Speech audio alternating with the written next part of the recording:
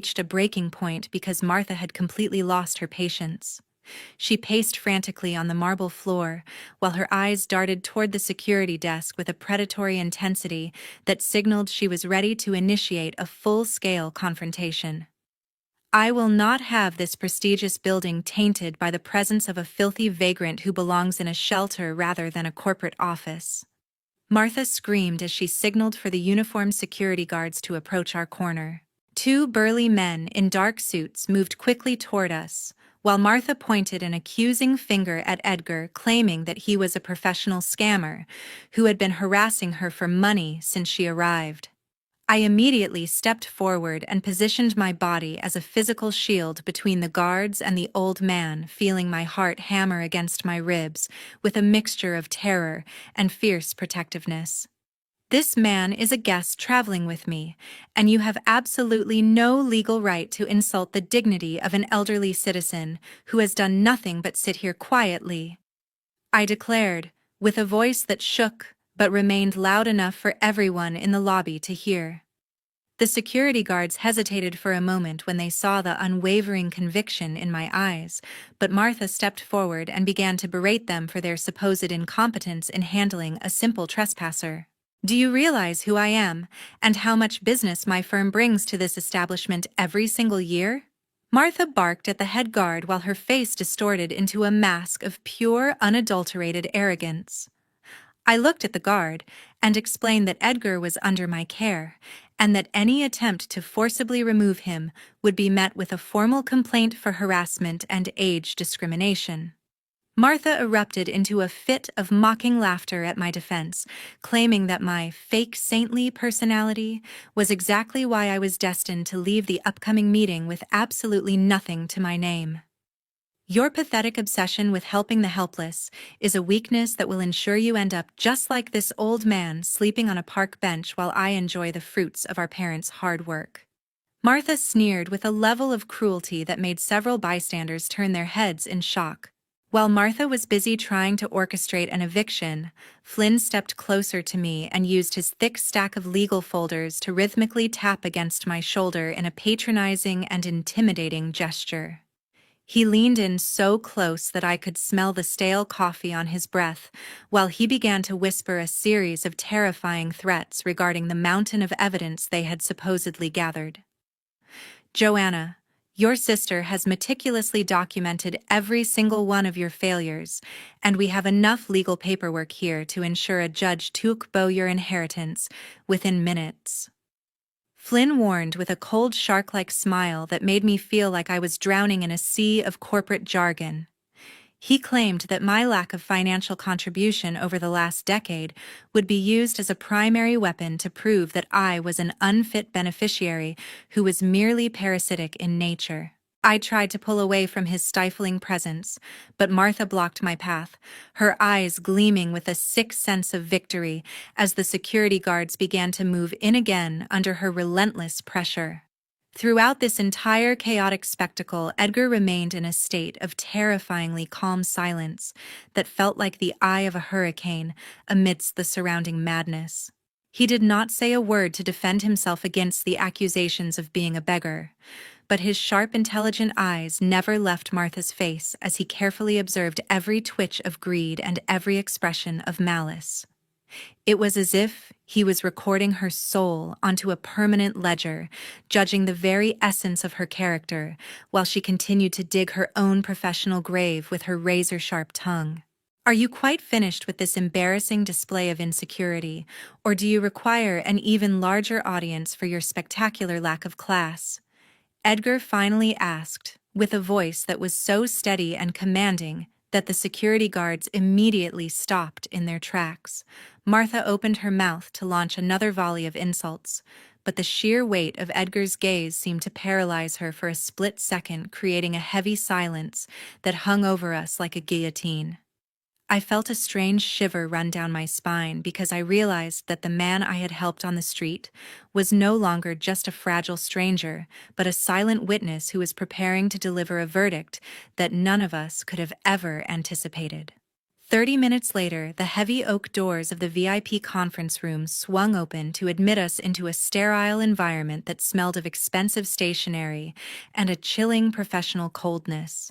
The massive mahogany table in the center of the room seemed to stretch for miles, while the sunlight filtering through the floor-to-ceiling windows offered no warmth to the frozen atmosphere. Flynn immediately took his place at the head of the table and began spreading out several documents with a practiced efficiency that made my heart sink into the pits of my stomach. He pulled out a sophisticated copy of a will that featured what looked like an official signature from my parents declaring that Martha was the sole beneficiary of every single piece of real estate and all the family savings. According to this fraudulent document, my years of sacrifice were worth absolutely nothing, and I was to be stripped of my legal rights to the penthouse and the family legacy. Martha leaned back in her leather chair with a triumphant smirk while she slid a separate piece of paper toward me, demanding that I sign a formal waiver of all my inheritance claims. In exchange for my silence and cooperation, she offered me a pitiful sum of $5,000 as a form of charity that felt more like a slap in the face than a gesture of kindness. Sign the paper now, Joanna, and perhaps I will allow you to keep some of your old sewing supplies before the locks are changed on the apartment for good, Martha remarked with a voice that was dripping with arrogant satisfaction. Just as I reached for the pen with trembling fingers and felt the crushing weight of total defeat, Edgar suddenly raised his hand and demanded that everyone in the room stop their proceedings immediately. He reached into the inner pocket of his worn jacket and produced a gleaming high-level legal assistant badge that featured the official seal of the state's highest judicial oversight committee. The entire room fell into a stunned silence as Edgar opened his battered leather briefcase to reveal a pristine original copy of the true will that had been signed and sealed in total secrecy years ago. I suggest you put that forged piece of trash away, Flynn, because I am the sole legal custodian of the only testament that carries the true intent of the deceased, Edgar announced with a voice that had transformed into a thunderous force of undeniable authority. Martha's face turned an ashen shade of gray as she stared at the badge and the documents, while the realization began to dawn on her that the man she had mocked was the one person my parents trusted more than their own flesh and blood. She looked like she had seen a ghost, while her hands began to shake so violently that she had to grip the edge of the mahogany table just to remain upright in her seat. The horror on Martha's face intensified when Edgar began to read a specific secret clause in the original will that addressed the exact behavior she had displayed over the past several years. He explained that my father had anticipated her greed and had included a morality provision stating that any heir who engaged in fraudulent activities or the mistreatment of family members would be automatically disqualified from receiving a single cent of the estate. You were so blinded by your own perceived superiority that you forgot that our parents were master observers of human character. Martha, Edgar stated while looking directly into her panicked eyes. He revealed that he had been recording every single insult she had hurled at me in the lobby, and that her attempt to bribe me into silence with $5,000 was now documented proof of her corruption.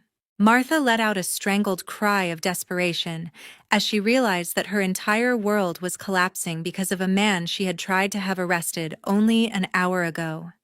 This cannot be happening because I was the successful one who was supposed to manage the family fortune while Joanna was just a miserable failure. She shrieked while her voice cracked under the immense pressure of her own undoing.